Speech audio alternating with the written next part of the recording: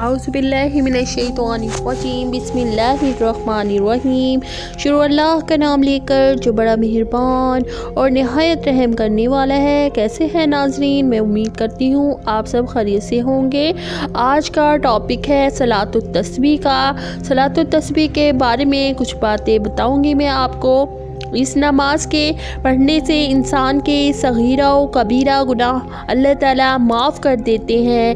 یہ نماز حضور صلی اللہ علیہ وآلہ وسلم نے اپنی چچا حضرت عباس رضی اللہ تعالیٰ عنہ کو تعلیم فرمائی تھی اور فرمایا تھا کہ ہو سکے تو روزانہ ورنہ ہر جمعے کو یا سال میں ایک بار یا پھر زندگی میں ایک مرتبہ تو ضرور پڑھ لینا۔ اس کے پڑھنے میں تقریباً 20 منٹ لگتے ہیں۔ رنج و مصیبت اور سختی کے وقت یہ نماز نہایت مفید ہے۔ اس نماز کی 4 رکعتیں ہیں۔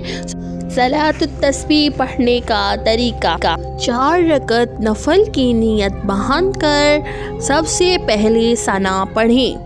اس کے بعد 15 مرتبہ یہ کلمہ پڑھیں: سبحان اللہ والحمد للہ ولا الہ الا اللہ واللہ اکبر۔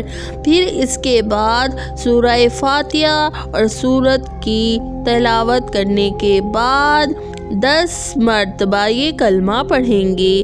پھر رکوع میں جانے کے بعد یہی کلمہ 10 مرتبہ پڑھا جائے گا۔ قومے کی حالت میں 10 مرتبہ یہی کلمہ پڑھا جائے گا۔ پھر سجدے کی حالت میں 10 مرتبہ، پھر جلسے کی حالت میں 10 مرتبہ، دوسرے سجدے میں 10 مرتبہ یہی کلمہ پڑھا جائے گا۔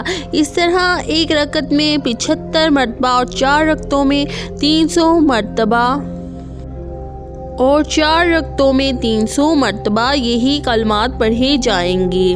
جی تو ناظرین، یہ صلاۃ و تسبیح کا طریقہ تھا، بہت ہی آسان طریقہ جو میں نے آپ کو بیان کیا اور حدیث کی روشنی میں بھی آپ کو کچھ باتیں بتائیں۔ میں امید کرتی ہوں کہ آپ کو ہماری ویڈیو پسند آئی ہوگی۔ اگر آپ کو ہماری ویڈیو پسند آتی ہے تو اس کو لائک کریں اور ہمارے چینل کو سبسکرائب کریں تاکہ مزید دینی اور اسلامی ویڈیو آپ تک پہنچ سکے۔ السلام علیکم ورحمۃ اللہ وبرکاتہ۔